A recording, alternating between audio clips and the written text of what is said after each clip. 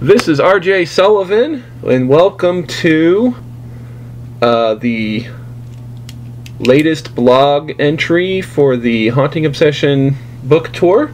I want to thank A Book Vacation for hosting this particular entry. And today we are talking to my artist, Bonnie Wasson. She rocks.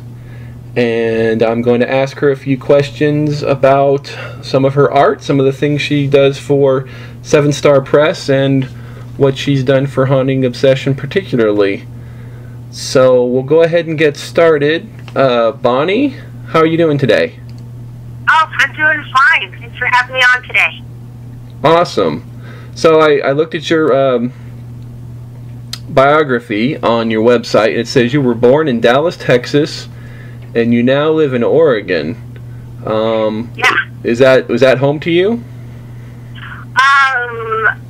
Oregon is a new destination for me. I grew up right outside Dallas and then moved to Lexington, Kentucky for the next chapter of my life. Went to school, met my husband, and we just recently moved up to the Eugene, Oregon area just about a year ago in August. So it's new territory. Northwest is very different, but I can't complain about the weather. Very cool. So you were in Kentucky about a year ago. Yes. Mm-hmm. Is that how? I guess I don't know the story. Is that how you got hooked up with 7 Star? Yes, actually.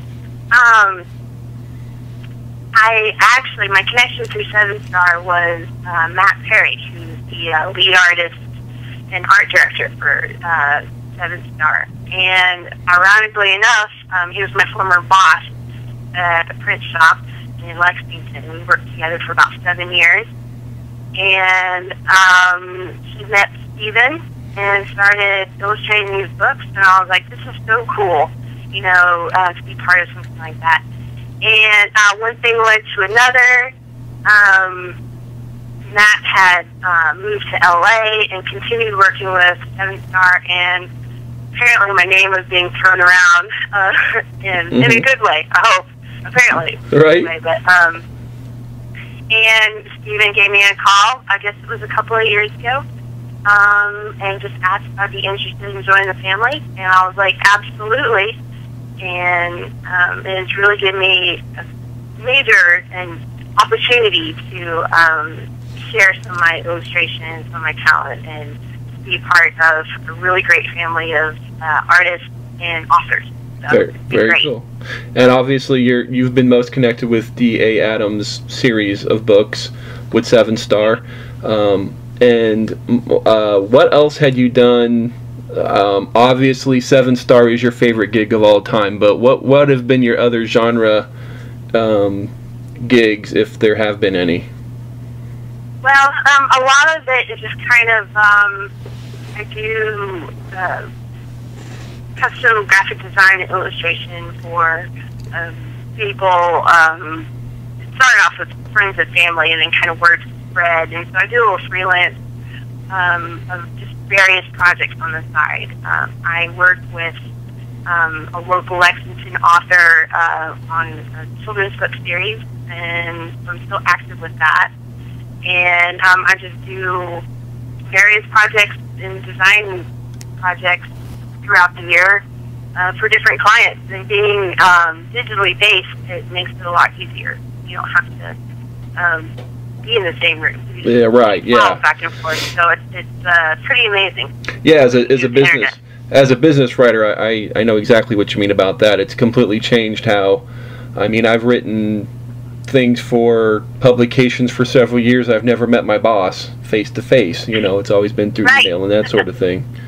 It is really a whole new world, and it's really been that way for quite a while. But it just gets easier and easier from our side of things. So, tell me about what were you into growing up as far as fantasy, sci-fi? What were your favorite things? Well, growing up, it all started with Disney, of course. Everybody, I had all the Disney movies, and so I first kind of discovered my love for illustration was Bambi. I love drawing Bambi. Very cool. Enough. Yeah. And so it kind of, I had all sorts of coloring books and, you know, all those novelizations of the movies, and I would copy the illustrations in practice with, you know, just paper or whatever I had around. So Bambi was a big one, Little Mermaid especially. Yeah. Drew a million mermaids, and then horses. Everybody draws horses. But, and so it just developed from there. My mother is a huge science fiction fan, and Star Trek and Star Wars. Oh, okay. See, I was kind of the outsider in my family. I was the only one that really went that direction. So yeah, I know much more about the Star Trek universe than do Star Wars. And they can coexist. I'm proof of that. Oh yeah, I agree. I just mean that I was the only sci-fi fan in my family. I had an uncle, have an uncle, but we used to visit frequently in Pennsylvania, and he's the one that really got me into classic sci-fi after I had already been into Star Wars and Star Trek on my own. But I mean, he was the only one in the family I could share that with, and that was like a 9-hour trip on family vacations. And kind of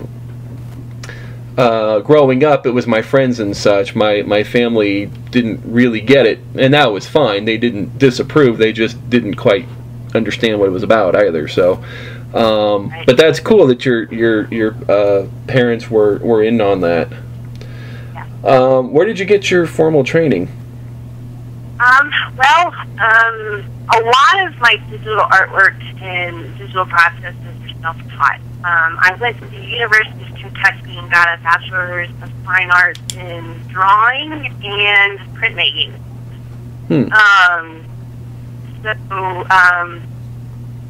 It's really more of a fine art background, but as I graduated and kind of got away from like the formal education, I discovered the crazy world of digital art and how far it's come in just a few years, short years, and what people can do with a computer is amazing. And so I just thought as an additional tool in my toolbox, along with my graphite pencils and markers, I added the computer and just kind of ran with it. And I scour the internet all the time and follow some of my favorite artists and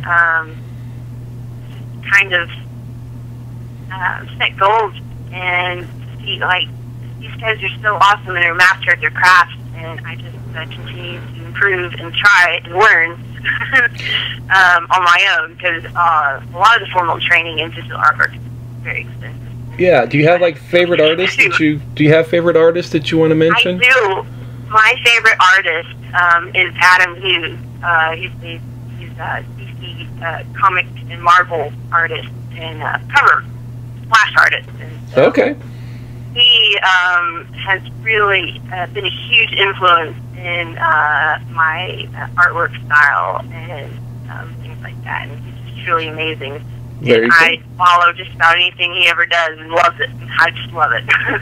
Very cool. That's very cool. Yeah. I'll just tell you real briefly my story on getting Haunting Obsession together, and then I've never heard your side of it, so this is what I'm curious about, because I started to go as I was touring Haunting Blue last summer. I kept running into 7 Star Press at these different signings and things, and specifically seeing Michael West and Steven Zimmer and how they interacted with each other. And I knew as I was working on my little project, Haunting Obsession, that I really wanted to submit it to them. I had no idea if they would take it, but I had targeted them pretty early on as the place I wanted to send it to, and fingers crossed, hope that they wanted it as well. So I wrapped it up right before the holidays, sent it to them, and of course, because it was right before the holidays, I had to wait, a little time. But they got back to me in late January, and they were very excited and very thrilled to want to say yes to this, and that was pretty awesome. But one of our earliest discussions in trying to work out the details was I started getting onto the 7 Star website, looking at the artist choices, and the minute I saw your elf maiden drawing from the D.A. Adams series, you could say which one that is. Yeah, it was book 3. I think it was The Fall of Dorcoon. Yeah. Well, part of that book, yeah. When I saw that, I was immediately sold. I was like, this, if she's available, Bonnie Wasson is who I want. And I can remember Stephen and I were trying to work things out, and it was basically along the lines of, we were looking at your story, and we think Bonnie might be a better fit, and it was like they were trying to kind of sell me on that, like they were afraid I was going to balk, and I said, say no more. That's who I was going to ask for, and that's who I really want on board. And it's nothing against Matt, but I really felt that for this particular piece, and I think for a lot of the things I write, it kind of needed a feminine touch, a certain sensuality that I thought that illustration showed that you could really bring to it. So I thought it was really interesting that was the direction they wanted to take me toward, and I was already on board with that. So now my question to you is, at what point did you hear about Haunting Obsession, and how did they present it to you? Well, I think I was finishing up D.A. Adams. I don't know I think it was book 2. I think it was the last one that we worked on, and Stephen called me up and just said that we're bringing a new author on board, and he told me a little about the series, and I was like, wow, that's pretty cool. Just kind of a different, like, an urban fantasy kind of genre, which I'm really big into. And I was like, yeah.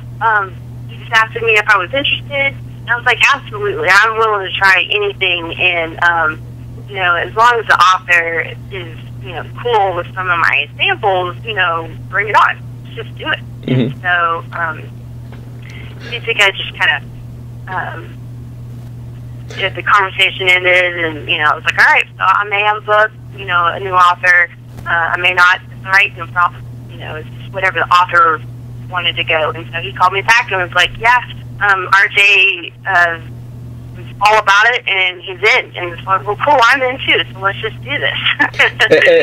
Yeah. And let's make some magic and see what we can come up with. So I'm just very thrilled that it was such a success, and I just have a great time interacting with the authors and getting to know them. And unfortunately, I don't have a whole lot of time to read every book that I illustrate, but I do want to read this one, actually. Oh, cool. Well, I'm sure we can work something really out. Yeah. Hey, listen, at what point did they tell you that Maxine Marie was a Marilyn Monroe homage? And what do you remember your response to that when you heard that, or did you know that pretty early on? I'm sorry, what, could you repeat that?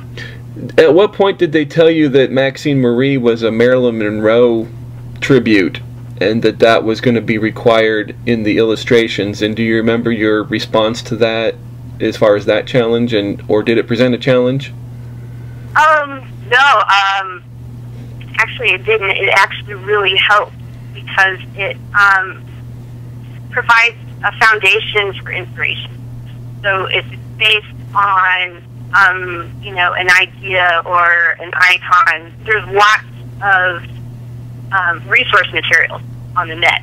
What you have to do is, Google in Marilyn Monroe, and you get photographs, you get articles, you get all sorts of, different artworks, commemorative plates, anything and everything. Right. And so you can gather a lot of inspiration and kind of work out the details and you've got a lot of resources to work from. And so for me, the Marilyn Monroe tribute was the easy part, because a lot of the research has already been done, and you just kind of put your own touch to it and make it your own. And then there you go. You have Maxine. There you go. What kind of effect, if anything, when you initially contacted me and you asked me to jot out some ideas, which I hope will never see the light of day, but when you when you saw those, did that help? Did that hurt? Did you just kind of throw them out and start over, or how did that go? Well, it did help, because you, as an artist, when you have a client or an author that's like, yeah, just do anything, that's, for me personally, that's the hardest thing to deal with, because anything means anything, and there are infinite amount of possibilities. So when an author or client comes to the table and has a clear vision of what they want, what they're expecting, but and just kind of lay that foundation, then you can take, the artist can take the imagination, especially me. I'll just take it a step further and be like, okay, so how do I make this scene in composition interesting, or to where it's not like a bland, just, I don't want to say word for word interpretation. No, you did, and that's exactly right. I knew that. Right. I sure didn't want you to recreate exactly what I gave you, but what I really loved was that you took it. You certainly added the details that it needed, but then you added a lot of creativity to the ideas that sometimes not what I was expecting, but in a good way. It was like, oh yeah, that'll work even better, and that's what was awesome about it. We didn't talk about this much, but I had really high expectations. I was really anxious to see what you were gonna bring to the table, and you just completely blew them away. It was so much, even more than I was hoping, and I really thank you for that, because it's been such a terrific collaboration so far, and it's really just begun. So I just wanted to say that. Thank you so much. I appreciate that. You never know. Sometimes my interpretation, your interpretation are completely different, and there's a compromise, right? Which is what really works, because that's what you need. You've got two ideas, and you've got to work them to where they work together and function as a complete. I have to tell you, at the book signing, when I prop that cover up, I get so many people coming over just because that cover is so attractive and so interesting, and it seems to just draw people to want to come over and pick it up, and then at that point they turn it over and read the back, and then it's up to the rest of it at that point. But it's very good at making that initial eye contact, which is exactly what an author wants. So I think it's extremely successful, and I'm really looking forward to Virtual Obsession next year, and I don't know what they've told you about the re-release of Haunting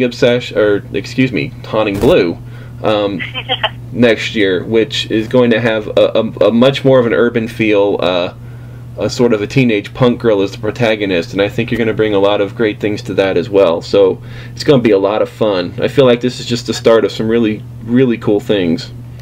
That's awesome. Well, I just appreciate the opportunity to be part of such a close-knit family that there's a whole bunch of creative minds that just meld together and really make it work, and are just so passionate about what they do. Yeah. And to take the genres that we try to push forward and just take them up a level and just really introduce and just bring that culture, out to the world. And it's just amazing. I'm having a great time. Yeah. And, well, thank you. I hope it just continues. Yeah. Well, this was a lot of fun, and I think we can wrap it up now. And thank you so much for making the time. And hopefully, some folks learned a few things about Seven Star and about you and how this process works. So. Yeah. Well, thanks for having me, and I appreciate you letting me spread my nerddom There you go. Hey, that's what it's all. That's what it's all about. I want to thank A Book Vacation for hosting this particular segment, and 7 Star Press for setting this up. And we'll see you tomorrow. Bye bye. See you tomorrow. Bye bye. See you tomorrow.